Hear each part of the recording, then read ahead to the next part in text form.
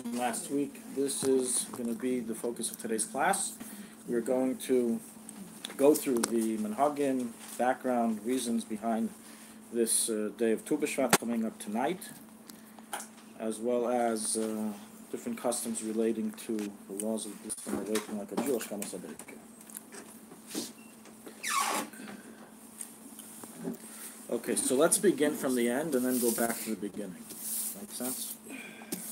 We'll first discuss practically what's done on this day, and then we'll go back and go a little deeper into the different backgrounds behind the day and various not so common, but more common here in Eretz Yisrael, halachic ramifications that Tu B'Shvat turns into play. And we'll have a nice discussion on the laws of Shemitah, Orla, Trumas and Maasros, which for anyone here who owns trees is very relevant for. And those who don't, you can now know that you could and start fulfilling these mitzvahs. Or you get just to learn the concepts. So let's begin. The first good news about tonight is that there's no Tachanon. Tu B'Shvat is considered a Yom Tif. It's not one of those Yom like Tainus Tzadikim, the days of the passing of Tzadikim, where some are custom not to say Tachanon. You know, this is a global, universal custom. Tachanon is not recited on Tu B'Shvat, as recorded in the Shulchan Aruch of the Mechaber, chapter 131. So this is a custom across the world, Sephardim, Ashkenazim. We begin omitting Tachanon starting from today by Mincha. So today by Mincha, as well as the entire tomorrow, Tachanon is not recited. In that same approach, it is likewise ruled in the Magen Avram and other Poskim that a chassan and kala who are getting married on Tu B'Shvat do not fast. They are not allowed to fast. It's forbidden to fast on Tu B'Shvat, as the day is considered a Yom Tif. It's not similar to other days that Tachanon isn't said, where we do allow him to fast, or we require the chassan and kala to fast. The idea of a chassan and kala fasting on the day of a wedding is an Ashkenazi custom. It is an Ashkenazi custom. Sephardim are never accustomed to fast on the day of the wedding, regardless. But Ashkenazim do fast on the day of the wedding, the day of the chuppah. There are a number of different reasons recorded. But when the wedding falls on Tu B'Shvat, they do not fast. So if you know of it, not everyone is aware of this. We had a case example with Shlomo. The poor boy fasted on the day of his wedding. He didn't, because we made him eat before Shkia. But he really enjoyed the fast. So, but he wasn't aware. A lot of people aren't aware of this halacha, and therefore if you know a chassan and kala getting married today, and they were never told this halacha, you should gently remind them they are not to fast on this day, if they're Ashkenazi. If they're Sephardi, they never fast anyways. And they could eat and drink. Okay, our next favorite, I guess you can say the most highlighted custom of the entire Tu B'Shvat festival is the fruit festival, which is a tremendous source of revenue for all the stores. They begin preparing months in advance already. As soon as Hanukkah is over and the Sufganiyot are out, they're up to the next holiday and selling all these fruits and dried fruits and fresh fruits, the covered Tu B'Shvat. So what's this minhag all about of eating fruits? So, as we know, Tu B'Shvat, and we're going to delve into this much deeper in the halachic analysis, the Tu B'Shvat is Rosh Hashanah Le'ilanis, Rosh Hashanah for trees. Notice, however, it doesn't say Rosh Hashanah for fruits, it says Rosh Hashanah for trees. So technically, based on that, we should all be buying trees on Rosh Hashanah. And fruits, we should say for Rosh Hashanah for fruits, which is, anyone know? When is Rosh Hashanah for fruits? Shavuos. So Shavuos, so the market somehow got the holiday wrong. They should be selling trees. And no, I'm joking. I mean, I'm just going according to that trend. So what is the reason? Where does it come from? So it is not written in the Talmud. Most likely, the Tanoim, when they come back and they see this whole holiday of Tu B'Shvat, they will not have any clue what we're doing. What are you doing? What are these dried fruits all about? There is an Israeli custom of planting trees on Tu B'Shvat, but I always thought that was distorted. That is a custom that was started amongst Keren Kayemet L'Yisrael, a Zionist left organization, and I think we can do what they are called left. Leave them. We don't follow these customs. thought it was Someone who wants to problematic plant, they can plant on Yudalad, they can plant on Tezayin, but to plant specifically on Tu B'Shvat to do the Zionist the Zionist left custom is, I wouldn't recommend it. Is there another reason not to do it besides just that one? No, I mean there's no halachic issue with I it. There's thought that you can plant whenever you want. I thought that the year of maestros of a fruit is determined. We're going to by- discuss that, that but was it won't in make a December. difference regarding Won't when make you a plant it. difference. There is no halachic issue with planting. It's just maybe today it's already been lost that the history of the ideology, and so if somebody wants to go ahead and do that and they feel like planting in Eretz Yisrael, leave them be, But the root of this minhag was it's not a Jewish custom. It's a custom that came about in recent years. But eating dried fruits, although not around in the times of the Tanoim, and we don't know exactly when it first started, it is recorded in the Achreinim, listed as a minhag of Ashkenazim. So if Sephardim ever say that they want to do only Sephardi minhagim, you tell them, well, don't buy fruits for Tu B'Shvat, Ashkenazi minhag.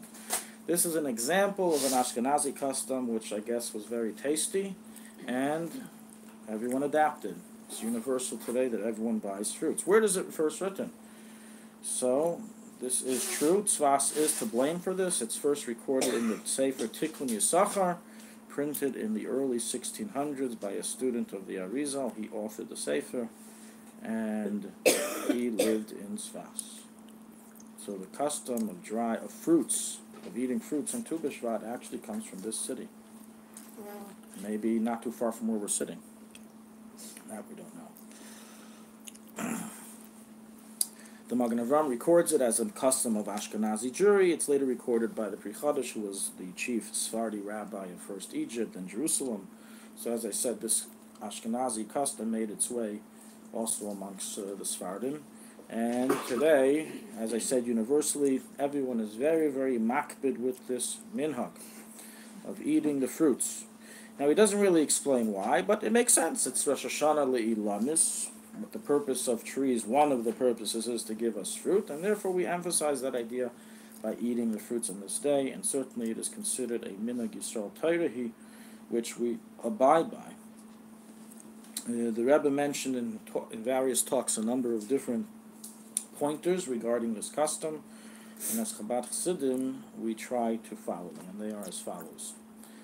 And the Rebbe did mention that the Chabad custom is to increase in fruits on this day, especially those fruits that Eretz Yisrael was praised for, which would mean the Shivas Haminim. Well, we have to cancel 2 of them, being that they are not fruits, so we're left with 5 minim. Right? We have the dates, the olives, the pomegranates, the grapes, and the figs. Obviously, the laws of insects and infestation and bugs override this minhag, and there's no heter to eat bugs on Tu B'Shvat for the sake of fulfilling the minhag of eating fruits. So if a certain fruit is known to be infested to points that are beyond cleansing, obviously it's forbidden to eat that fruit on Tu B'Shvat or any other day of the year. When are fruits considered infested? This is dependent on time of year, this is dependent on country, dependent on global warming, depending on a lot of different things. And these things change year by year, and the person has to pay attention to the directives of the Hashgacha organizations, who are the ones that are down in the field and have this information to check out.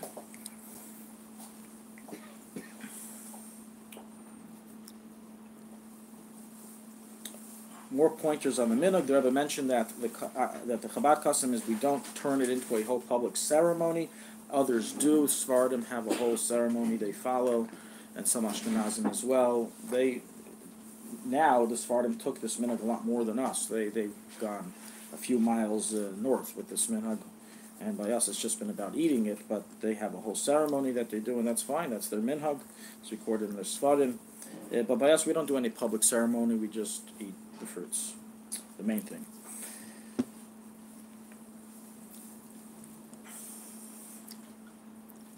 The Rebbe emphasized that when she did enough fruits for an after blessing, say a bracha achreina on it.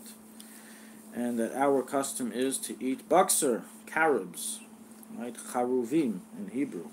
On Tu B'Shvat, again, if they are not infested. Charuvim are one of the worm's favorite housing projects. They live in there winter, summer, and therefore you have to be very careful when you open bakser that it does not contain worms. One way to tell is if you see a web-like contraction inside, that is a sign that there is a worm that's his living spaces, and obviously you won't eat that one. It is not a problem to pull bakser off of a tree, even in Eretz Yisrael. They don't have issues of arla, as it takes, according to the Talmud, 70 years for a bakser tree to grow. Right? Everyone knows the story of Chayni Magil, right? 70 years with the bakser tree, so it takes 70 years for it to grow. Obviously 70 years is more than 3 years, so we don't have an issue of arla. Likewise, if the tree is found in hefker, which is usually the case because bakser is not considered a very tangible or sellable food, and that's why I think you only see it on the market on Tu B'Shvat because of the holiday, but usually people don't really sell it because it's not really, it's like wild apples. It's like, what are they called, wild apples? What's the name? Crab apples, right? No one's interested, you get real apples, and bakser is also, it's like eating tasty wood. It makes great jam. I am not. Oh, right. So they do manufacture carob jam, 100%. But I'm talking about selling in the store. I'm not aware that it's usually sold in stores. Maybe I'm wrong. I am not aware that it is. It's not that your own have it. Right. I think he has everything that grows. Right. For Tu B'Shvat, they carry it, but the truth is, the same way they got it, you can get it. You see a carob tree while you're walking in Tzfas, grab a few carobs, open them up, make sure there's no worms inside, and you can enjoy. You don't have to take of Trumas and Meisters because it's hefker. Anything that's hefker is not subject to the tithing laws. That applies for anything that's hefker. And carobs are indifferent. So even there at Yisrael, you see a nice carob tree. There's a number of them here in Tzfas. We went picking last year before Tu B'Shvat. We brought a whole bunch. And so you can just take them and eat them and enjoy the sweetened wood. Because it is, it's not really a fruit of chashivas, of importance. Poskim record that Shechianu is not recited on the carob. I have heard, I have an article online on the subject. Once they look on it, if you say Shechianu on carobs, a rumor stated in the name of the Rabbi that they did used to say in Russia Eshachianu on carobs, but we can't base on a rumor go ahead and say Eshachianu if it was not accustomed to be said. And so therefore bottom line is that one should not say Shechianu on carobs because it's not a fruit of chashivas, of importance. I think there was a tree, carob tree in Ashad Yeshu. In Megillah there is a tree. If it's in private property, it would be subject to the... Okay, but if it is in private property, it would be subject to, obviously, the laws of Truman Meiser. Just our law, as I said, it takes 70 years, so you wouldn't need to worry about our problems.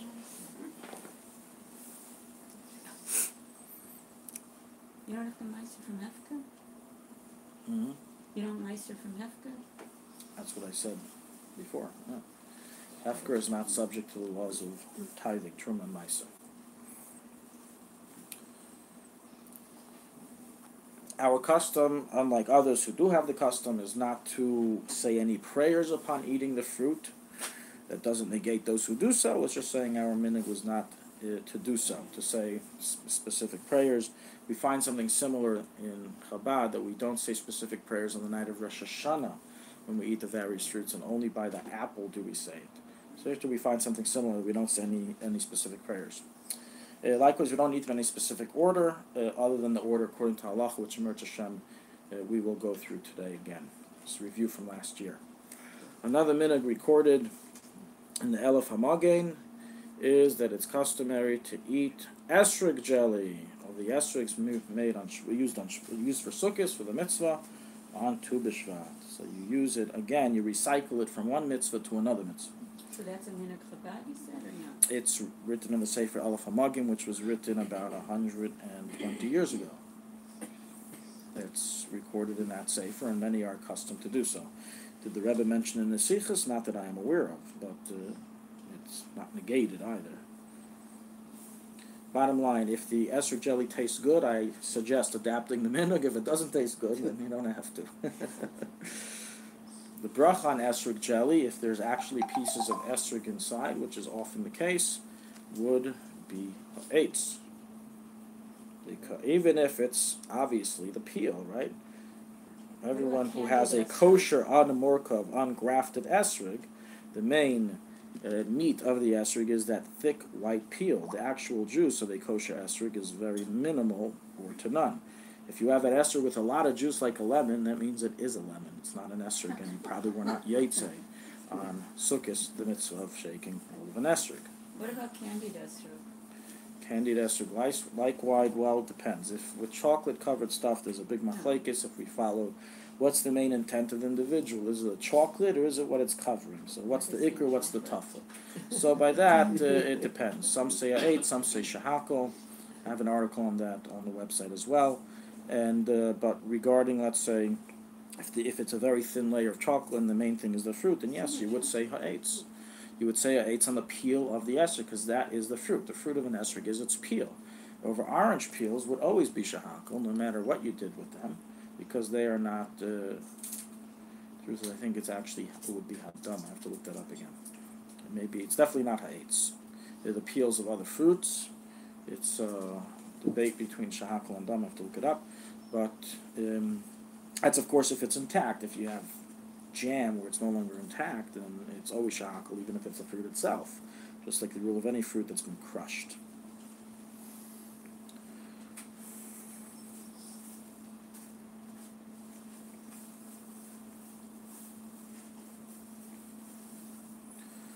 Okay, now that we've gone through the minhagim, the customs behind the day, should I share a story I said last year? Should we review the jokes and the stories also? Of course.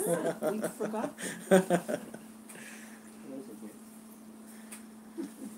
So to emphasize the how Klal Yisrael really treat this day with such reverence, and even people that are not from, they don't keep Shabbos. You see them keeping this holiday of buying the fruits. And Meretz Hashem, this minhag should lead to other minhagim, and then they should become full-fledged God-fearing Jews. And we shouldn't belittle it, saying, "Well, what do you guys don't even wear yarmulke? What are you doing buying the fruits?" No, it's a Jewish custom. So often the customs of Jewry is what helps an eventual turnaround for most people. So we should, God forbid, never belittle the minhagim, even if someone is not exactly on par with other things. So this story I mentioned last year, it's a funny Tu B'Shvat story. It occurred in the army base in which I was a chaplain in for 3 years, called Mitkan Adam. It's situated between Tel Aviv and Jerusalem. It's a elite unit. It's a base for elite units, what's called in the IDF A and A plus units, Aleph and Aleph plus, which is a difference in money, how much the soldiers get. That's one. I mean, obviously there's other differences, but that's one of the differences. And so I was serving there as a chaplain, and as part of my duties, I was in charge of making sure that all the products, foods, are kosher. Not an easy task. When I first walked in there was zero kashrus, zero. The certification, meaning the piece of paper that certified it, was always there. That never changed. That never went through any change. It was always the same, but what actually happened on the ground went through lots of changes once I walked in. Before I walked in, there was a 5-month period where there was no hashgiach. There was absolutely zero kashrus supervision. Zero. Nothing got done. Nothing was checked for bugs. There was no one to make sure things didn't meat and milk didn't mix. There were no laws being followed, no rules. It was the Wild West. This is the reality.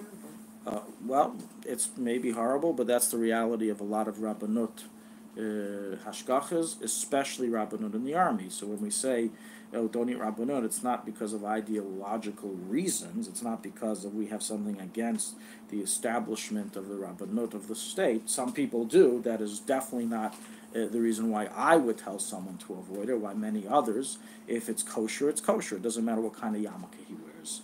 On the other hand, and that would go on the other side as well, just because someone belongs to your sect and he gives a hashgacha doesn't mean it's actually kosher. It just means that the person who is part of your sect is saying it's kosher, but maybe it's not. Maybe there are issues. So we can't be blinded just because, let's say, for example, yes, if there's a Lubavitch hashgacha on something, it doesn't mean it's on to par with Mahadran standards all the time. And everyone has to be judged individually. We shouldn't have blind faith for hashgachas. And the same thing is with the Rabbanut. Unfortunately, unless proven otherwise, Rabbanut has major issues, and as I saw myself, and therefore, we try to avoid eating it. Now, the policy change that you were implementing? there was no policy change. I said the laws in the army were always the same. These are called Pekudot Ramatkal. They are of the highest order in the IDF that everyone must follow. But laws on the one side and actions on the other side. You know how it is. But I mean, there was nobody there before you. There was. The person who was there before me, the mashgiach who was there before, the chaplain who was there before me, I should say, he was very angry about the expulsion from Gush Katif, and therefore he basically stopped fulfilling his duties. He stopped showing up, and therefore he was out of the picture. They didn't send any replacement. The mashgichim, there were officially people with title called mashgichim, but when they wore a yarmulke, it was so small you couldn't even tell they were wearing anything. Often they didn't wear it. So, and obviously the level of Yerushalayim wasn't exactly on par. And there was, when I came in there, it was terrible. It was horrible. Nothing was being checked for insects. Eggs weren't checked for blood. Some things are more severe than others, but basic standards of Jewish living, of kashrus that religious soldiers expect when they eat army food were not being kept at all. And sometimes it's just a minute, and sometimes it actually can compromise the kashrus of the food. So what is the situation today? Every army base has to be judged individually. If in this army base there's a very strong Yerushalayim chaplain and mashgichim, then even though they don't have control over the ingredients that come in, because they accept all rabbinate produce, but at least you can be assured that everything that's dependent on them is being taken care of. It really depends on who's involved. But even if everything was on par, I didn't eat in my kitchen because all the ingredients were rabbinate ingredients. So while I have control of what's happening here, I don't have control of what's happening in the 1,000 different industries that these foods are coming from. And I don't know what's going on there, so I don't eat from them. But in any event, so this was the situation there, and one of the laws, Ramatkal laws of part of Rabbanut Harishit Latzal, the army rabbinate, is that if any time the rules are actually very good. They have very strict kashrus rules.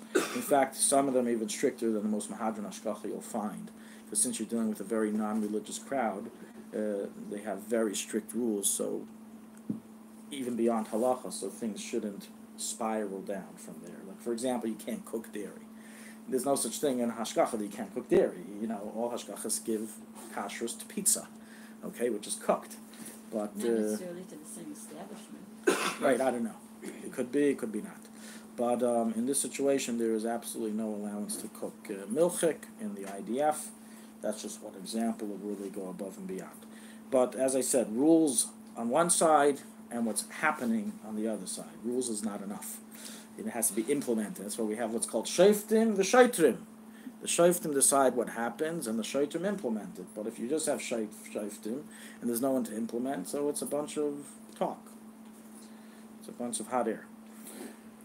So one of the rules is that in order to buy something outside of the base, meaning not being received from the army distribution base, you want to buy from a store, and it's for the sake of the army, then you have to take a mashgiach with you to make sure it is approved. So it happened to be that that memorable day of Yud Dalet Shvat, there was no mashgiach on grounds. This one's sick, this one had a baby, everyone had another excuse. There was no one there, so what did they have to decide to go? They called me, and I drove with the head chef, which in the army is a pretty high level, army sergeant, to be the head of the. You can imagine, you have to be really tough. You have to be super tough to be the chef of 1,000 soldiers, and one of the toughest. So very, very tough guy, and chas v'shalom to go against the minhag of eating fruits and candies on Tu B'Shvat. So he got vouchers worth 20,000 shekel. 20,000 shekel worth of vouchers, and he wanted How many to soldiers? about 1,000 soldiers on base, and he wanted to really spoil them with over Tu B'Shvat. So, I have the whole list of what's approved. It was going to be a whole day, experience. This was not a half-hour shopping trip. This was going to be several hours. This was going to take.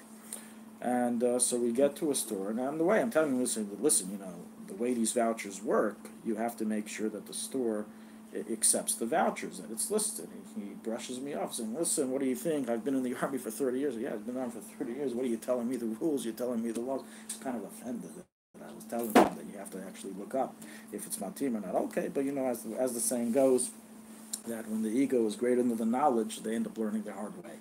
So, but he's a very sweet guy. He's a nice guy, this individual. Tough, but nice. So, we arrive at what's called in Ramley, in a store called Mega.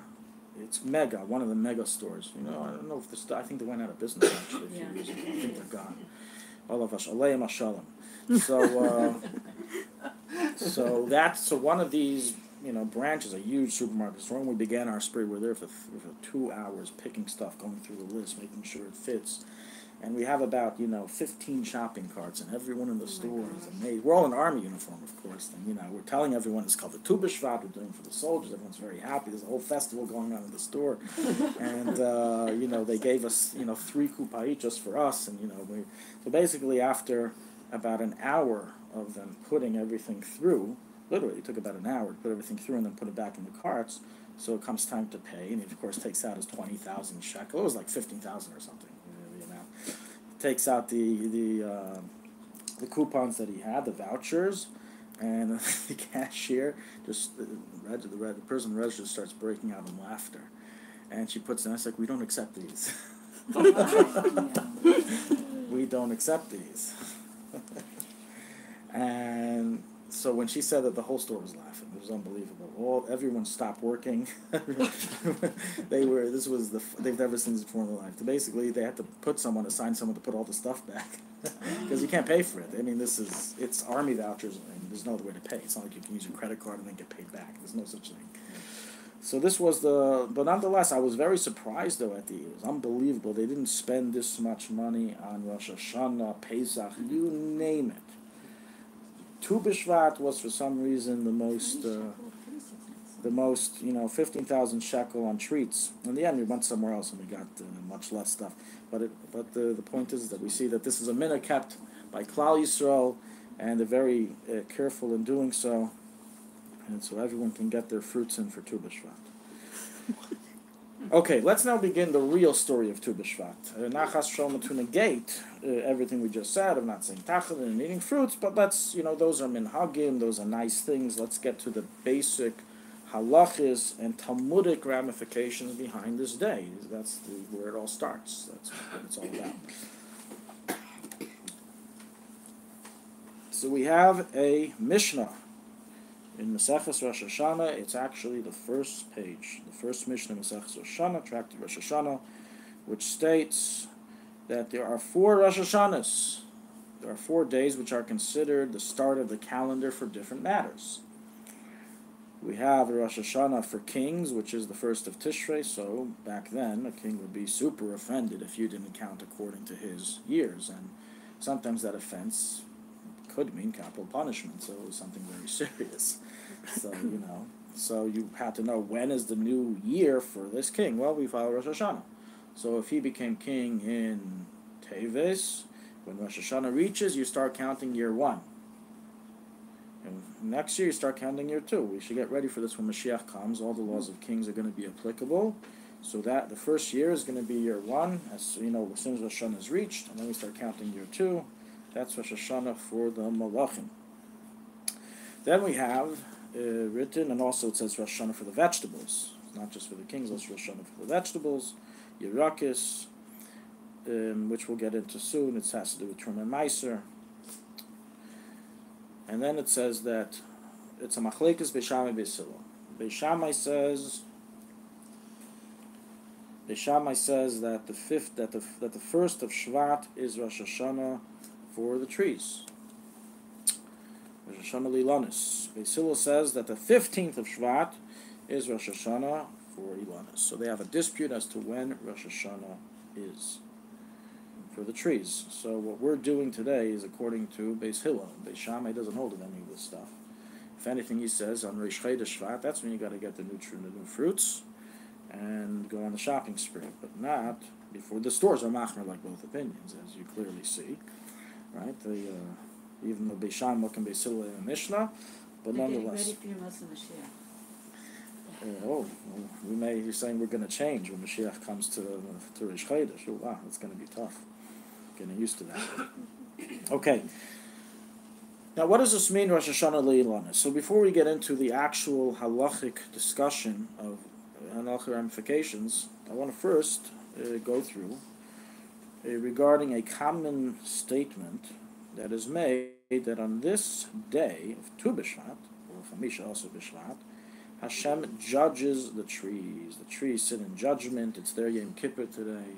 They fast, they cry, they say slichus, and they get judged. Which tree will grow this feet tall? Which tree will remain a midget? Which tree will have beautiful fruit? Which tree will have horrible fruit or not have fruit? Right? Barren. This is true. I'm sure you've all heard of this, right? Everyone's heard of this concept that on Tu B'Shvat it's Rosh Hashanah for trees, so trees are judged. So this is common. It is common knowledge that people have, and we can say the source of it is quite simple. It's right there in the Mishnah. Rosh Hashanah. What is Rosh Hashanah all about? Judgment. Problem.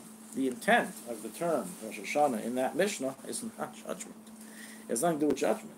Judgment is not mentioned anywhere in the Mishnah. When it mentions Rosh Hashanah of the 1st of Tishrei, it doesn't discuss their judgment of man.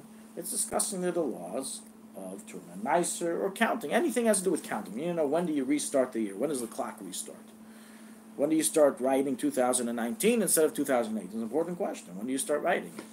If everybody had a different version of dates, the world would be chaotic. You would never know when a check was pre-written or post-dated. So dates are very important for society to function. You can't have a machlekes about when is it 2019 or when is it 2018. There has to be a universal decision made of dates. So this is what this Mishnah was about, giving dates for different halachic matters that have to do with counting years. That has nothing to do with judgment. There's nothing to do with judging. So then we have another source. One of the next Mishnahs in Maseches Rosh Hashanah, Daf Tezayin, page 16, writes that there's 4 times of the year that judgment is made. So here we're already having closer to the idea of judgment. And it lists, on the 1st of Tishrei, man is judged. That we all know. That's the source of Rosh Hashanah being a judgment day. The idea of Rosh Hashanah being a judgment day is not synonymous with the fact that we have one of the 613 commands, negative and positive, of celebrating Rosh Hashanah. Nowhere in the Torah, in the Bible, does it say that Rosh Hashanah is judgment day. Rosh Hashanah is a day where we blow shofar. That's one of the positive commands. Hashanah is a day where we don't do malacha and we have to rest. That's a positive, negative command. That's what the Torah tells us about Rosh Hashanah. The Torah does not tell us that Rosh Hashanah is a big judgment day for all. That is based on the Talmud. Obviously, it's Torah Shabbal Peh. I'm just saying it's not sourced in the words of Scripture. So just because something's Rosh Hashanah doesn't mean that it's judgment. Okay, so we have the first day of the first Rosh Hashanah, which is judgment for man. Then we have Rosh Hashanah for water. There's a special judgment day for water. So we know water is very important for mankind. For some reason, some people don't understand it so much today because they don't have they're not the ones that are actually picking the fruits off their fields. They're just buying it in the store. So they think that, what do you need water for? They don't understand as much. Remember, we once had a conference also in the same base with the Mempei, Mafaket Pluga, the commander of the Pluga, and he was discussing the need in the base of soldiers to, restrain the amount of water that they use. So they should, constrict the amount of water usage. So one of the soldiers said, what's the need? Who cares if there's a shortage of water? What do we care if there's a shortage of water? There's always going to be enough to take a shower with. So, the person didn't connect that the food you're eating is a result of water. no water, you can't. Okay, anyway. So, the judgment day of water, how much water there will be, irrigation, rain, according to Beis Hillel, which is what the Mishnah writes, is on the 15th of Tishrei, Sukkot, right? Make a parallel connection with something else we do on Sukkot, Nisuch Hamayim, the water libation offering, right? So water is judged. What do we read in the Hishanis of Shana Rabbah? We're screaming all 7 times about water, right? We're screaming about water. We're saying Nashav Ruach Merid Geshem. We start saying on Shmini Atzeres. That's because already in the beginning of Sukkot, water is judged. In fact, it's discussed why we don't begin saying Nashav Ruach on the first day because of that, and different reasons are reported for why that's not done. But nonetheless, the idea of water being judged is applicable already the first day of Sukkot, the 15th of Tishrei. Then we have a discussion. Then the Gemara says, when is wheat, grain, not just wheat, but grains, when are grains judged? They are judged on the 15th of Nisan, Pesach. It's interesting how the different holidays all fall in the judgment days. Right? So Sukkot is water, Rosh Hashanah is man, and Pesach is the judgment on the 5 grains. And that's why we have another parallel connected halacha of Chadash, that when the new year comes, right, it says you're not allowed to eat any of the grains that grew, that sprouted prior to Pesach until the 16th day of Pesach arrives. Until the 16th day of Nisan, which is the second day of Pesach, arrives. This is the concept called Chadash. For anyone who's not familiar, this means very simply like this. If you are growing wheat in your backyard, or anywhere else for that matter, you cannot eat that wheat until Pesach comes. If one Pesach has already passed, then you can eat the wheat. It's called Yashin. It's old. Pesach has already passed. So if I planted wheat in Adar, and it managed to grow 1/3 of its growth before Pesach, I can already start eating it a month and a half later, starting the 17th of Nisan.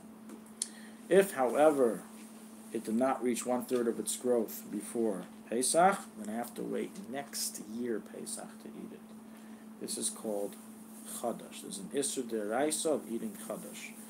Now you may be asking, well, how do I know where my source of grain is coming from? I'm used to buying flour without a hashgacha. Maybe not here in Israel, but in many places in the world, Jews buy flour without a hashgacha. Why on earth would flour need a hashgacha? It's just flour. That's all it is. It's ground kernels. So the truth is that now with the new chemicalization of all the industries, you never know what's in your food anymore, and you don't know what they're putting in the flour, especially, as we know, white flour is not just flour coming straight from the stalk. It's flour that's been greatly adulterated with different cleansing chemicals. So there has to be a shkachat bleach to find out what's going on there. Nonetheless, from the aspect of Chadash, there is a leniency in Chutz La'aretz that's been followed for many, many generations, and the series of the Baal Shem Tov on this, that Chadash and Chutz La'aretz is mutter due to a variety of different halachic combinations. So, in other words, that if you don't know for certain that it's Chadash, we're just buying it in the store, we don't know where this is from, so therefore it wouldn't be a problem. But here in Eretz Yisrael, it's a lot more severe, the laws of Chadash, and all the Mahadran Ashkachas and I believe even Rabbanot are very makbid in this to make sure that the grains used would be non-Chadash grains. But the truth is that most of Israeli flour comes from Chutz La'aretz. So I don't know how much percentage of flour is actually a grain is actually grown here, but it's very minimal. Majority of all the flour we are eating, when we eat bread, we're actually eating Chutz La'aretz bread, and therefore you would not say al michyasa, according to those who say michyasa, on Israeli grown products, because they are not Israeli grown products. A lot of the grains for matzahs, you have different fields where they are grown in, but a lot of it is also grown in Chutz La'aretz, and it's shipped in to Eretz Yisrael. How much percentage of the whole grain is from Israel? I don't have information on that. I do know, what I have been told is that over 90% of flour in Israel is from the diaspora. come from other places, as well as rice. A lot of our products are imported. All the rice. Not even one kernel is grown here? You one kernel? Let's give it one kernel. I don't think the climate is appropriate. Okay. So on Pesach, that's the time that grains are judged, and thus we have the halacha relating to grains. And then comes the judgment day for fruits, which is on Shavuos. I mentioned this earlier. Hatzeres is the Yom Hadin for fruits, and fruits are judged. And that's why we have another corresponding custom on Shavuos, which is to have trees in one's home, right? I mean, this minhag has been a little bit abolished since the Gra came and said we shouldn't do minhagim that are similar to the Christian holidays, and they bring in their kratzmach tree by kratzmach. We're going to bring in our kratzmach tree by Shavuos, so he said no more bringing trees in. And this is basically today you don't really see people bringing in trees to shuls and homes. They bring plants, flowers, but not trees. But nonetheless, the original minhag was trees because of this reason, as on Shavuos, fruits are being judged. So what's glaringly missing from this Mishnah is that folklore statement that Tu B'Shvat is the judgment day for trees or fruits. Not only isn't it written, but in fact it saves it a different date. It says that it's on Shavuos. So this is a very big question now. Is it true or is it not true? So some call it out and say it's not true. Some Sfarim say that this is a mistake, that people, since it's called Rosh Hashanah Le'ilanis, you can understand the mistake. It makes a lot of sense. People aren't all learned about the background of what the term Rosh Hashanah means and its legal status, and therefore they just assume it means a day of judgment. So writes Rav Avram Chaim Noah, one of the great Chabad Poskim, and the Baal HaShiurim in the Sefer Shneis Chaim. Sefer Shneis Chaim was written in Bukhari language. What's the language? Anyone know what it's called? Bukhari. There's a name. That was a different name. In any event, it was written in the Bukhari language, later translated into Hebrew. He was the Rav of Bukhara for a period of time. He was Rav of Sfardim. And there he writes, he calls this out. Avram Chaim Noah, yes. He was Lubavitcher.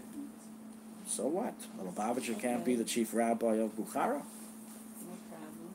Good. And how can you say that about the Talmud of the Arizal, that he was unknowledgeable? He doesn't write. Talmud Arizal just says eat fruits. He doesn't say it's a judgment day for fruits. He says eat fruits. He doesn't never discuss the philosophies behind it. There's no source from his statement. And others have likewise called this out, and I think amongst the scholarly world today, most of them will call this out, and you'll probably see many articles on the internet calling it out and saying, no, it's not really true. And so there is an understanding approach to that. However, there is a talk of the Rebbe in which, based on this talk, it's understood that there is truth to the statement that there's a judgment day taking place. It's very interesting. Rabbi basically explains like this. The judgment day is not on fruits, but on trees. So that already gets rid of our contradiction from the Mishnah, because it's referring to what we believe in is that's a judgment for trees and not for the actual fruit. So it doesn't contradict the Mishnah. And likewise, it's understandable why it's not written in the Mishnah, because the purpose of the judgment day on trees is so we get eventually fruit. So we're not going to mention all the periods of judgment. We're just going to mention the end result, which is the fruit. So that's on Shavuos. But nonetheless, it doesn't negate that there is an in-between judgment on actual trees. What is that judgment? The Rebbe explains like this. We all know that trees grow from water. So you need water in order for there to be trees. And the water goes into the tree and starts developing a sap, which eventually turns into the sweetness of the fruit. Now, it says in the Yerushalmi that it takes 3 months for the water to start turning into sap. Now, when is water judged? We said before, on the 15th of Tishrei. Skip 3 months, what have we reached? The 15th of Shvat. Exactly 3 months later, the water that was judged now starts begin to be turning into sap, which is the source material of the fruits. So that is synonymous with the idea that on this day there is a judgment, there is a new start, a new stage has begun on the 15th of Shvat, which is the stage of the sap going into being used to develop the fruit. And so the Rabbi does conclude that there is a judgment, there is some judgment occurring on this day of Tu B'Shvat. So it's not, so this Jewish custom, even though I'm sure all those who said it didn't really know all these details I'm mentioning, does have truth to it as every Jewish custom. What were the 3 months? From the time that water begins to penetrate, Yeah. by the time that water begins to enter the ground, it takes 3 months for that water to develop into the sap. That goes back to Kislev, to Cheshvan. No, to Tishrei. Cheshvan, Kislev, Tevet. 15th of Tishrei to 15th of Cheshvan is month 1. 15th of Cheshvan to 15th of Kislev is month 2. Right. I'm sorry, 4 months. Thank you. 4 months, yeah. The Yerushalmi, let's see what I wrote over here.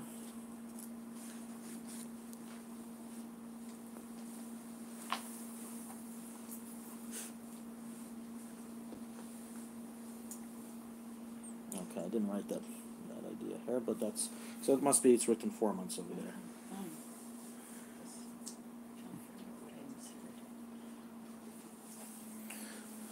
Based on this, we can also understand, and it explains this as well in the Sikha, Beis Shammai's opinion, right? Beis Shammai said that when is Rosh Hashanah Leilonis? On the 1st of Shvat. Why do you say the 1st of Shvat? Because that's 4 months from the 1st of Tishrei when he holds that water is judged. He holds water is judged on the 1st of Tishrei. So again, we do the 4 months. So one affects the other.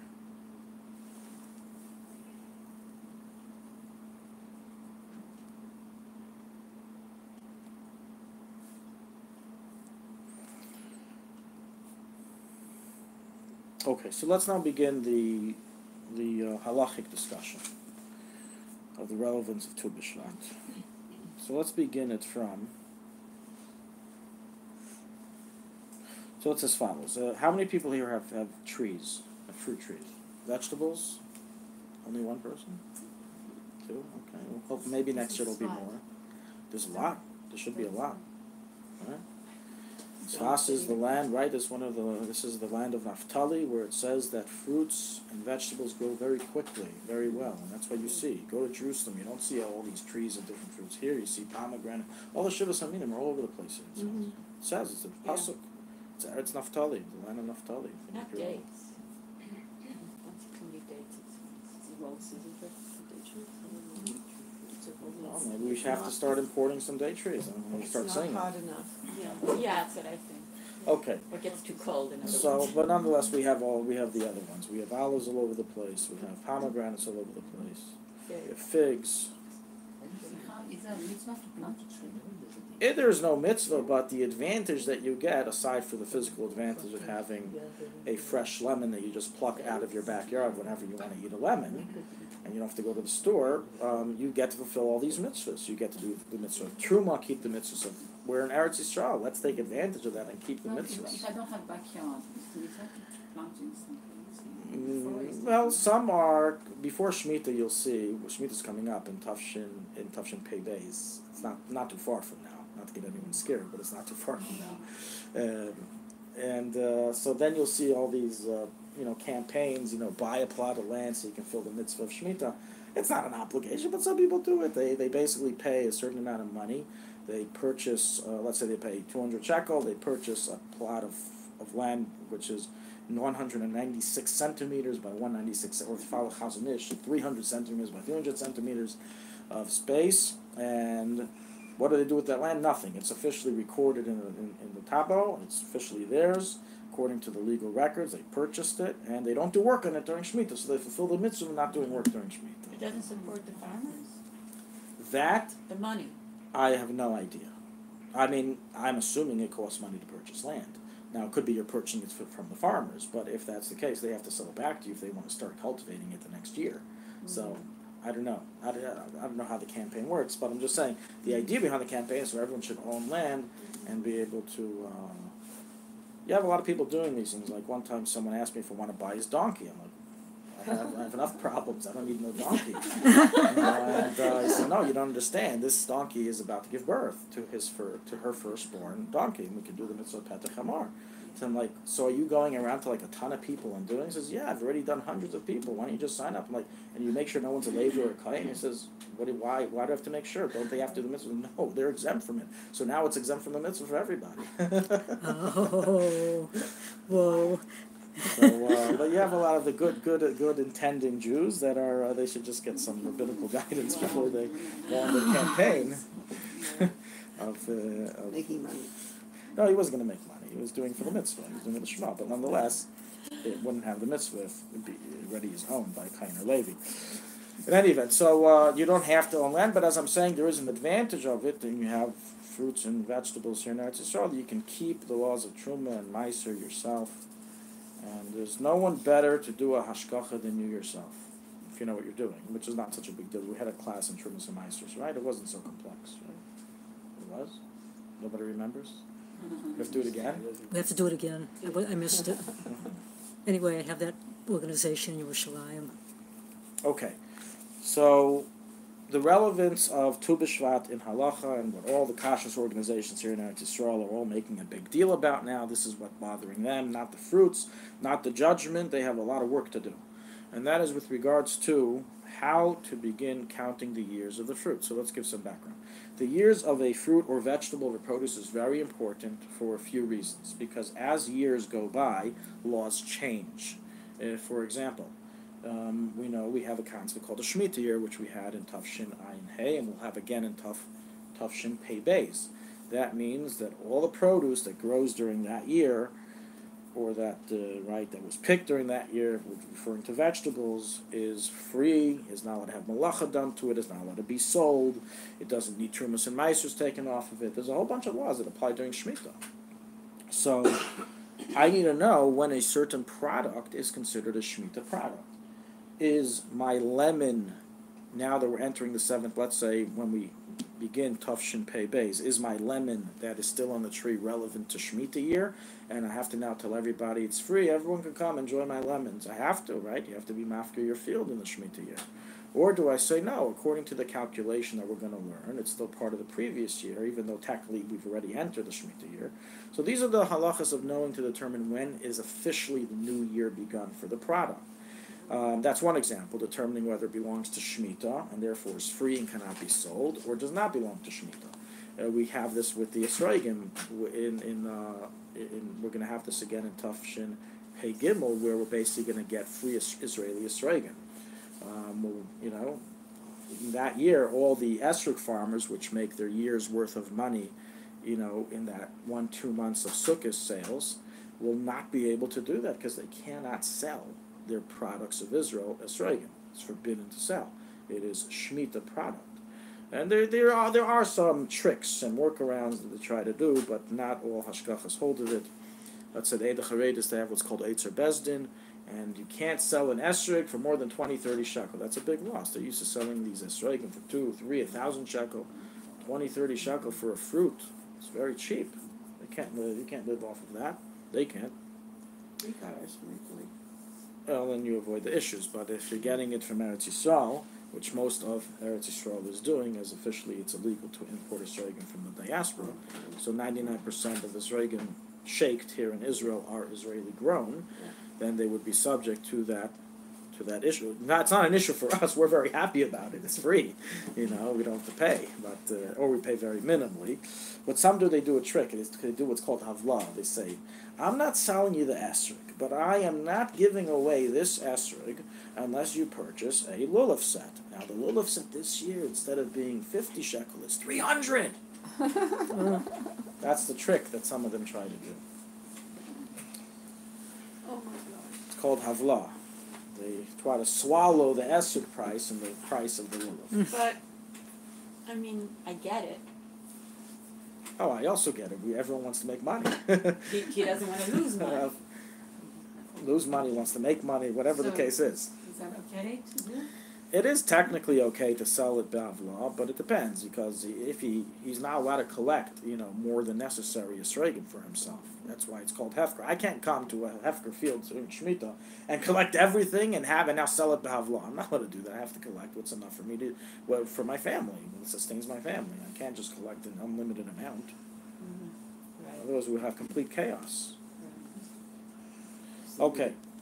Somebody policed that? Unfortunately, Mashiach yet isn't here, and there's only very limited amount of landowners who actually care about these halachas. Most of them are very careful that, just like every year, nobody will take any of their products, or they do heter mechira.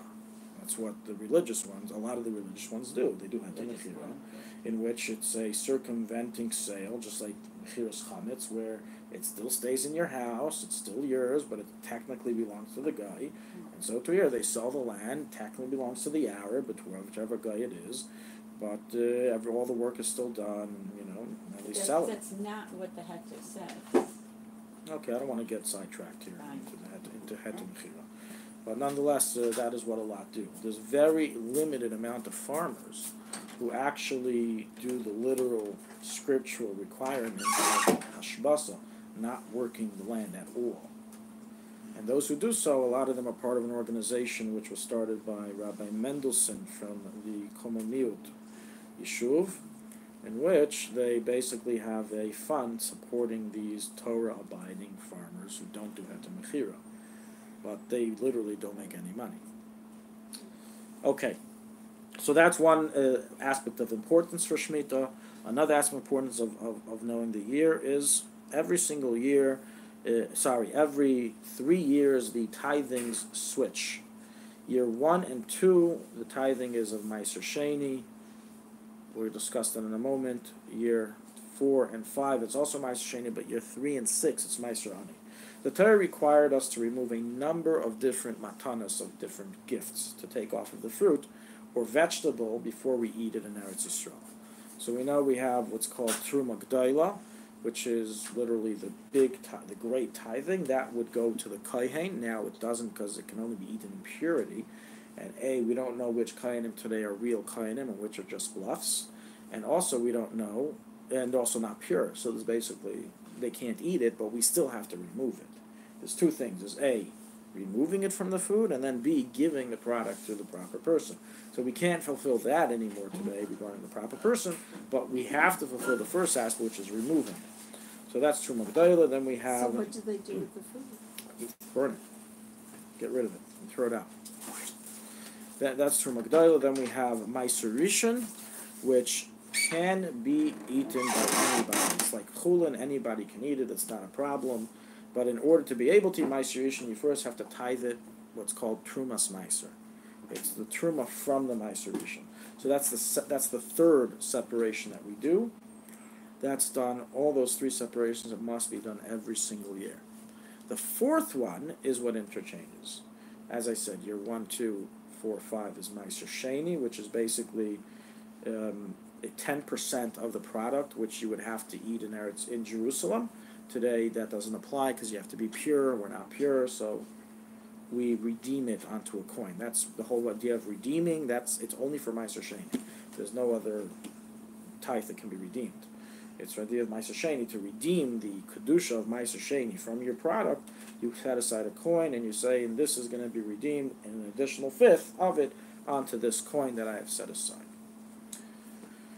So that interchanges, and year 3 and 6, there is no Meiser Sheni, there's just the poor tithe, which is the tithe that you give to a poor man, and you can do that today. Unfortunately, we still have poor people today. That hasn't changed since temple times. So you can take off 10% during year 3 and year 6 and give that 10% to a poor person. Or what you can do is eat it yourself, but give its worth, monetary worth, to a poor person. Let's say you pulled off 1 lemon. Well, you're going to look for a poor guy and give him a half-bitten piece of a lemon, which is 10% of your lemon. You're going to throw it in your face. So, in that situation where it's not a lot of produce, so you just, redeem it into tzedakah money, and meaning money that will be used for tzedakah, and then you give it to an ani. So, being that we have the switch of meisers during the different years, we have to know what year we are in. Now, fruits and vegetables have different laws in this matter. Vegetables follow the 1st of Tishrei. That's what we mentioned that first Mishnah is, right? The Mishnah says Rosh Hashanah Le'ilanis is on the 1st of Tishrei. So Rosh Hashanah the Yerakis is on the 1st of Tishrei. So Rosh Hashanah for vegetables, 1st of Tishrei. So that means that as soon as Tishrei entered this year, right now we are in year 4, right? The Shemitah was Tafshin Ayin Hey, and it was 3 years ago. So Ayin Vav was Meiser Sheni, Ayin Zayin was Meiser Sheni, Ayin Ches was Meiser Ani, and now we're back to Meiser Sheni. So as soon as Rosh Hashanah of this year entered, anyone who picked a vegetable from their garden would now have to do Meiser Ani instead of Meiser Sheni. Sorry, Meiser Sheni instead of Meiser Ani. It's a different tithing process. They have to do 10% to the poor person. It doesn't go to Jerusalem or be redeemed. You don't need to do the whole redemption. Now what about fruits? When do fruits go through that change? So that's what it says. Rosh Hashanah Leilanis is Tu B'Shvat. So starting tonight, all fruits now change to the Meiser Sheni year. Meaning until today, this is the last day of Meiser Ani for the fruits. Now, if you're already confused, you're going to get even more confused.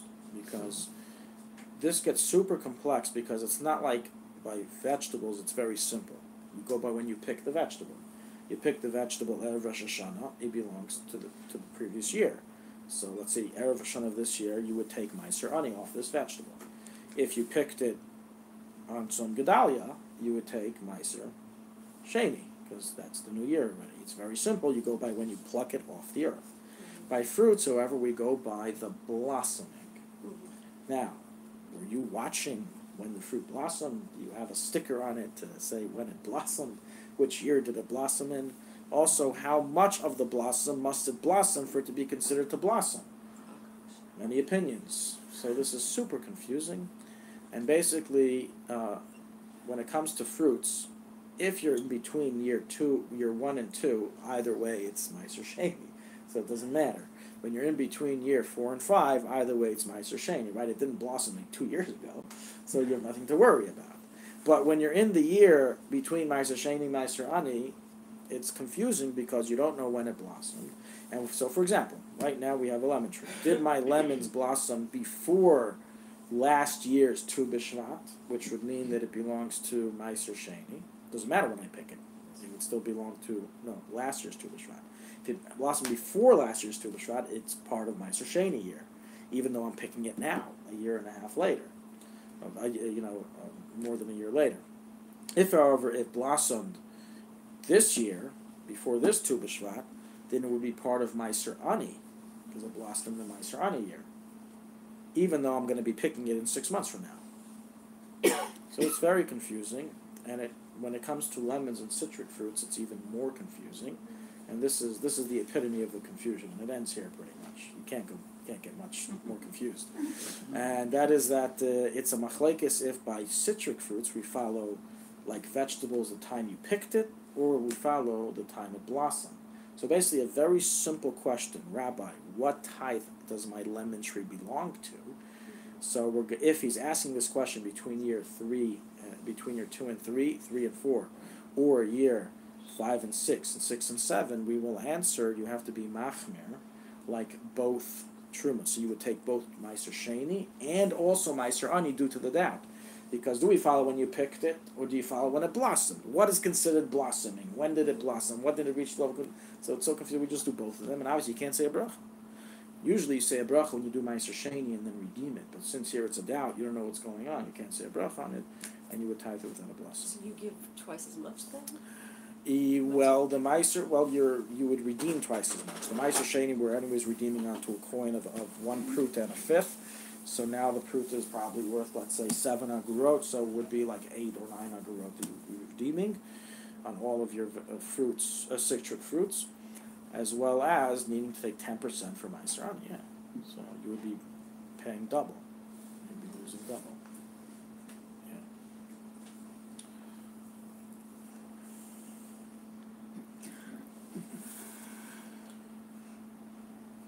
But other fruits, non-citric fruits, let's say an apple or let's say grapes, it's clear we go by when it blossomed. So if we know that the blossoming of the grapes happened, in the middle of the summer, then clearly it doesn't matter what stage you follow, all the stages happened in the summer. So it clearly belongs to the year of Meiser Ani. So even though now we're going to be picking it, you don't have to say we have to hurry and pick it so we still stay with Meiser Ani. No, until until you pick it, doesn't matter when you pick it, since it blossomed in Meiser Ani year, it belongs to Meiser Ani. Only those fruits that will blossom after today belong to Meiser Sheni. Okay, now let's get to Arla. This is our last subject on this. Arla is another major ramification of Tu B'Shvat. So as we know, the Torah prohibits it's one of the 613 written in Parshas Kedoshim, from eating fruits that have grown within the first 3 years of planting, otherwise known as Arla. The 4th year is allowed to be eaten with restriction, only in Jerusalem. It's called Neta Rivai. So basically, if you're ever planting a fruit tree, you will have to wait until the 5th year to be able to actually eat its fruit. 4th year, you can eat it, but it has to be redeemed. You have to follow a certain procedure. You can, without regulation, only from the 5th year. How do we calculate these years? It's not that, okay, I wrote the date of when I planted it, I'm counting 4 years from that date, 4 years later, I can now eat the fruit. No, it's not so simple. There is a time of the year where the year starts. When is that? So for trees, it's Tu B'Shvat. So what does that mean? Let's explain. If I planted a tree on Erev Rosh Hashanah, right? I planted it Erev Rosh Hashanah. I'm sorry, let's go back. If I planted a tree today, Tu B'Shvat, I just planted a tree, okay? When Rosh Hashanah of the 1st of Tishrei arrives, that is year 1. It's year 1. I'm going to get to Tu B'Shvat soon, what it does.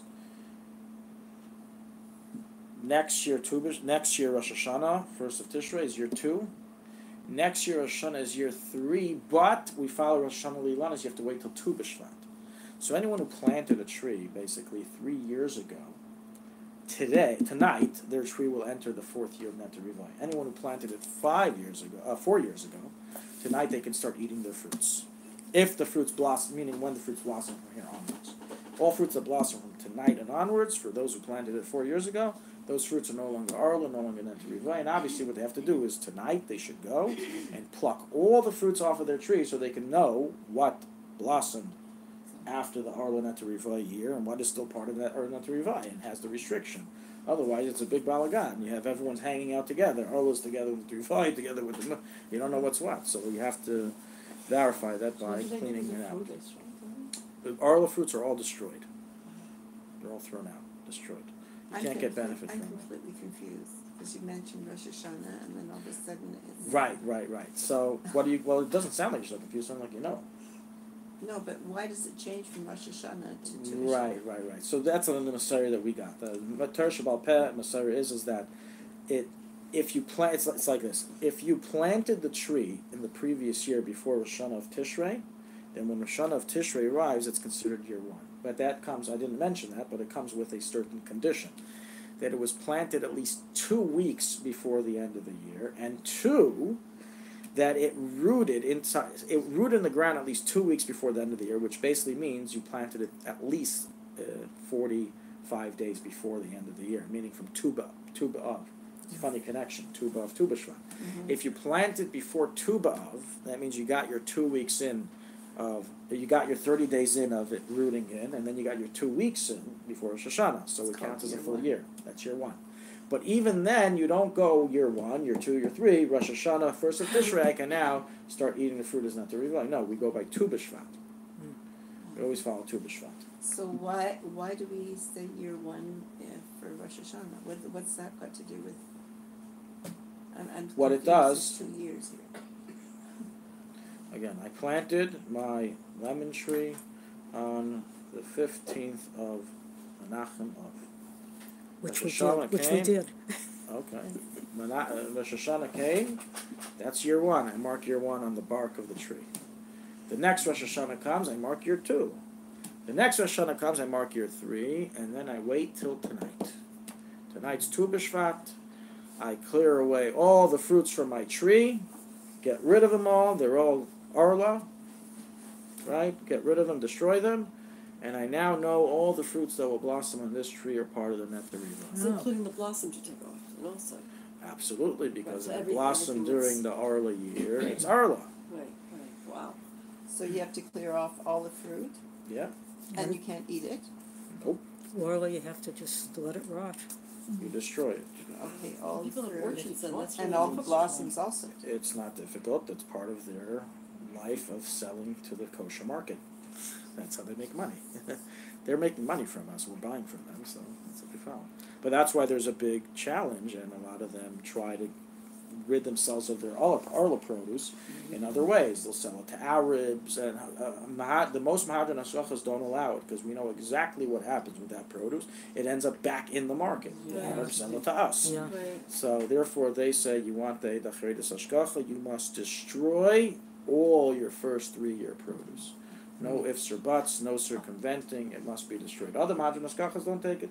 The Badatzer of Rubin, they're not that strict. They allow them to do other things with their other products, and obviously, without doubt, it ends up on the market. Obviously, if you're buying with a good Hashgacha, you won't be under, a Badatz Hashgacha, but it may somehow creep in other ways. Is it really citrus fruits the main problem though? 'Cause citrus fruits, are those the main problems? Because those ones that are in this season, they blossoming and producing? Other trees produce? All trees can blossom within the first 3 years. I mean, In the actually, wintertime? lemons don't. It says it takes 6 years from the seed. Or lime. I don't know if there's some lemon and lime, but it takes 6 years from the seed. So, but the problem is that usually most people that are planting lemon trees, they're not just planting the seed of the lemon. They're purchasing. Planting a tree. They're purchasing a tree, Right. a small tree, and then that tree. So that the 3 years then restart as soon as you replant it. And being that that's the case, so you could have fully grown lemons within the first 3 years of Arla. It's a problem. So you said, just going back to your example, you planted on the 15th of, then Rosh Hashanah comes through year 1, then you said year 2, then you said year 3, and then you said, Tu B'Shvat. okay, That's the end of year 3. okay. So year 3 is not really ended by Rosh Hashanah the first of Tishrei. It's really ended tonight. So everything that blossomed prior to tonight would be. So we're looking just at this information, from a very theoretical perspective, as abstract information. But for a lot of people, tree owners, tree growers, that are Shema Torah mitzvahs, this is a big deal for them. Tomorrow's a big day for them. Right? Wow, and for all those that still have Arla trees, or have Neta Rivai trees.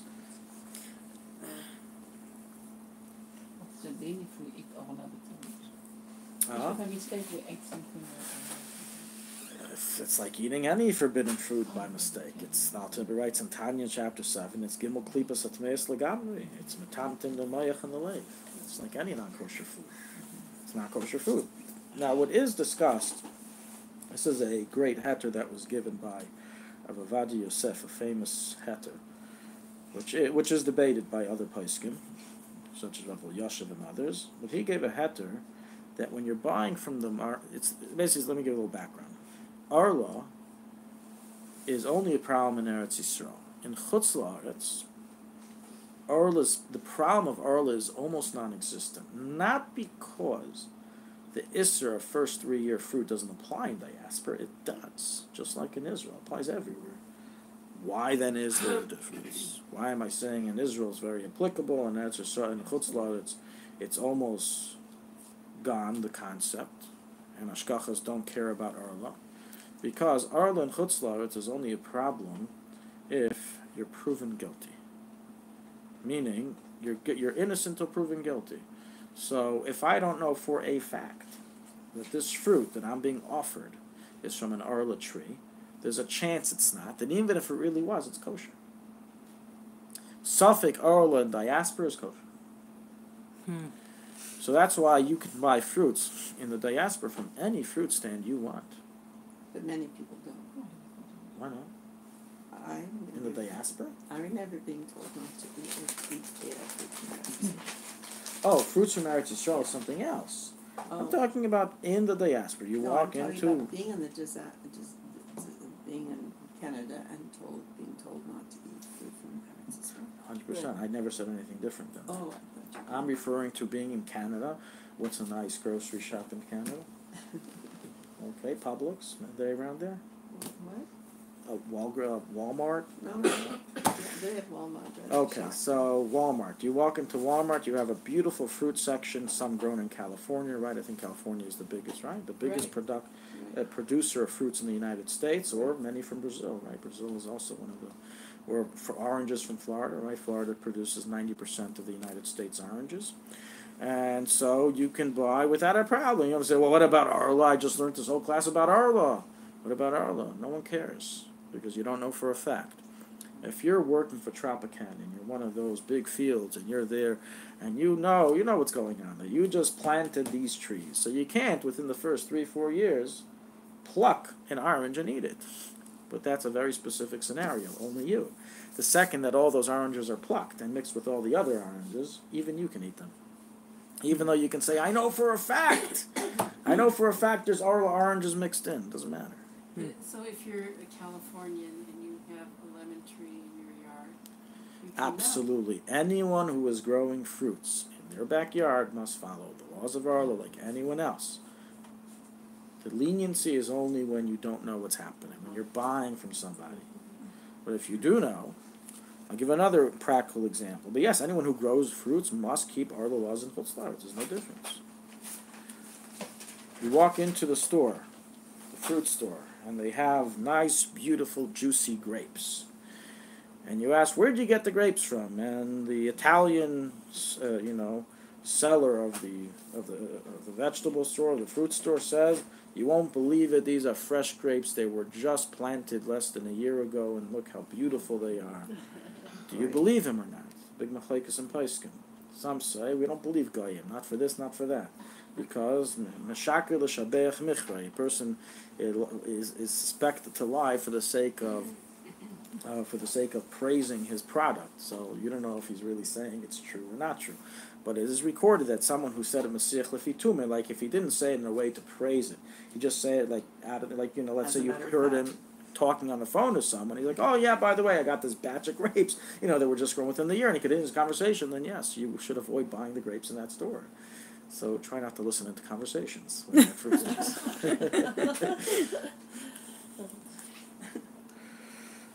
But otherwise, it's not a problem. Okay, let's just get in a very short summary of some bracha laws. So as I'm sure you all remember, last year we did a whole sit-down demonstration on the laws of Kadima, what to proceed, what not to proceed, and the order that it works. Before we get there, let's just review a little bit of Bracha Rishonos, Bracha Achronos, and Shechianu. So when we have a array of fruits and vegetables and different things on the table that we plan on participating in eating from them, so we obviously say one bracha. If there's several things that are ha'etz or hadama, we say one bracha that covers all the ha'etz and all the hadamas. It's forbidden to be marbe the bracha shenetzrichas, to increase in blessings that don't have a need. So everything that we knew that we would be eating, even when it was on the table, I knew that they're going to bring, in addition to the watermelon, they're going to bring sliced pineapple. It's still being worked on in the kitchen, but I know it's going to be brought to the table. When I say hadama on the watermelon, it includes the pineapple, because I have in mind to eat it. Even if you didn't have it in mind, but you are being served by the balabas, by the host. So whenever you said a bracha of adam or ha'etz or shahakal, includes all the foods that they will serve you in the future, because you know they're serving you food. So it's as if you had it in mind, even though you didn't know exactly the identity of the cuisines that would be placed on the table. Okay.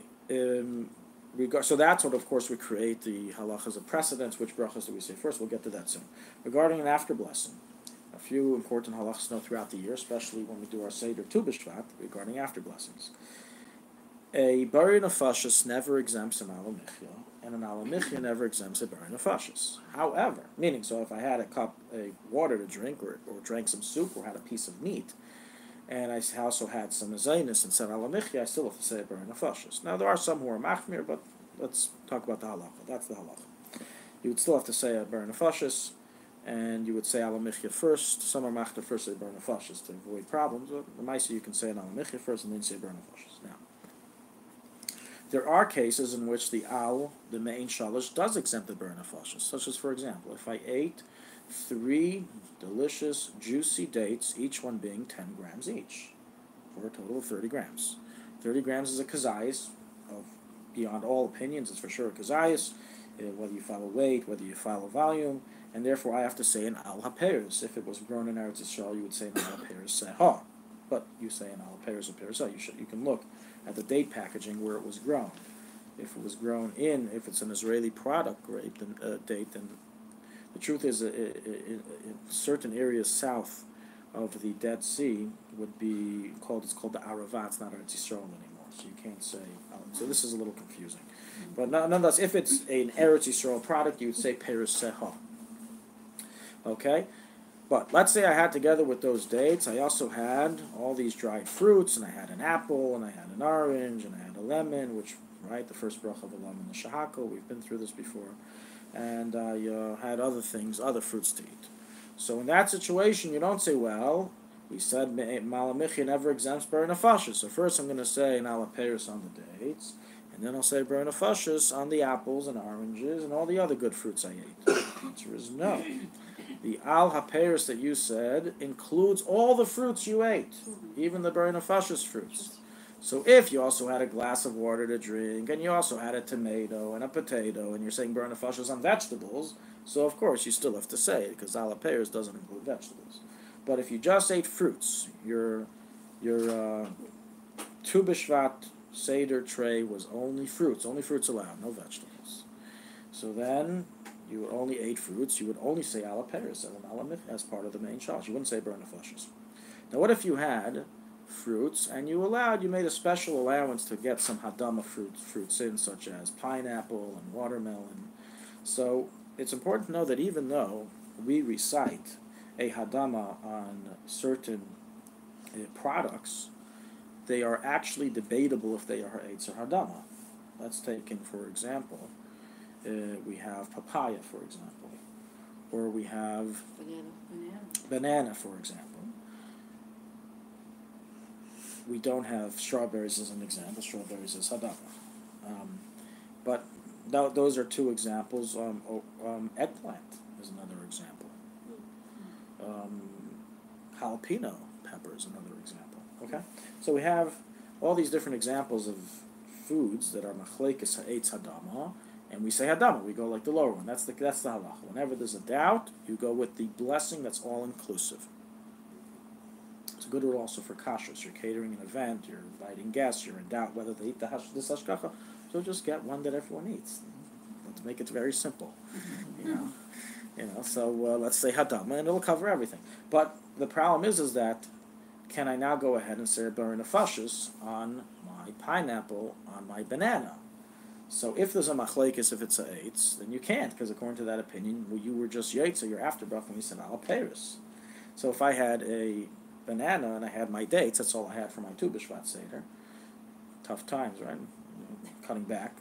And so I would have to just say an al haperis, and I can't say a ber nefashos because of the machlekes on the banana. But if I had a pineapple, I believe is also under debate. I have to look that up again.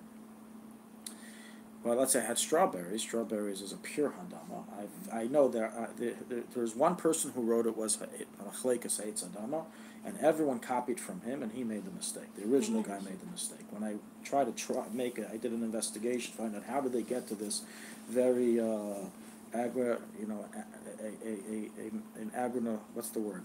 acronym. Anyways, they basically made a mistake in understanding how the product is grown, because they've never been to a strawberry field. They don't know how it's grown. So one guy, they made the mistake. Everyone else trusted him, and everyone else wrote, tell you where it went. It ended up being, I discovered because it was taught to my kids here in the schools. And I'm like, no, strawberries are hadam according to everybody. Mm-hmm. So, well, this is what it says in the book. So I opened up their book that was printed by the institution, which the school is part of, Ol Yosef Yitzchak. And indeed, that's what it said. So I spoke to the guy, and he says, don't blame me. I don't know how they grow. Speak to the book I took it from. So we spoke to him. He says, what do you want from me? I don't know anything about strawberries. Speak to the book I took it from. And that took us to the place where they said, yes, I don't know anything about strawberries, and if this is how they grow, then you're right. This is wrong. So strawberries grow on a very soft plant. In fact, if somebody says that strawberries maybe is ha'etz, they should start saying ha'etz on tomatoes. Because tomatoes grow much stronger, on a much stronger of a vine, a much taller of a vine than do strawberries. If strawberries are suffix ha'etz, I don't think there's one vegetable on earth that can be pure hadama. So that is a pure hadama product. So you would say a ber nefashis on the strawberries. Regarding the laws of precedence, let's just give a very quick checklist on this. It's not so simple. There's a lot of different halachas here, but let's get what's clear. What's clear is that hamaitzi always becomes before everything else, and what's clear is that higher brachos always come before shahakal. So ha'etz, hadama, mezainis will always come before shahakal. So that's always clear. That never changes. This is the rule of maga'esh, following the order of blessings. Hamaitzi comes before everything. Shahakal comes after everything. The confusion comes in where you have mezainis, hagafen, ha'etz, and hadama together. So let's just, because we're out of time, let's just focus very specifically on, we'll do the following. Mezainis, if I have mezainis of wheat, forget about barley, forget about spelt, oats, rye, they're out. We're just discussing wheat right now, which is the most major product of mezainis in the world. Unless stated otherwise, that is most likely your mezainis, okay? So that precedes everything. So hamaitzi precedes everything. Likewise, mezainis precedes everything. So if on our Tu B'Shvat table we want chita, so we have delicious whole wheat crackers. I mean, it doesn't matter if it's whole wheat or not whole wheat, it's wheat. So you would say mezainis first. So that comes first. Even before hagafen. If the type of mezainis is something else, barley or spelt, halachas here change. It's too confusing right now to go into. But if it's wheat, that would be halacha. That would be your first one. Then you would say hagafen on wine. Okay, that's your second one. And then you would go to the fruits and vegetables. So when fruits or vegetables are mixed together, what comes first? So it's the following. Grapes. When fruits and vegetables are mixed together, what you like most comes first. Oh. So if you like most a certain vegetable, such as bananas, or such as you like most strawberries, or watermelon, or tomatoes, then that comes first. That is number one. Whatever is most beloved comes first in this. In the case of hadama ha'etz mixtures. So if you like the hadama more, you would say first the hadama and then the ha'etz. If you like the ha'etz more, you would say first the ha'etz and then the hadama. Now, amongst the ha'etz, let's say I like ha'etz more, but I have some zayin minim ha'etz. I have dates. I have figs. I have pomegranate. So one thing we've already clarified is that not necessarily just because you have from the 7 species on the table that would precede. It would depend on what do you like more. If I like the hadama more, then I would precede the hadama. But if hadama is out of the picture, now it's between ha'etz versus ha'etz, then still we would follow.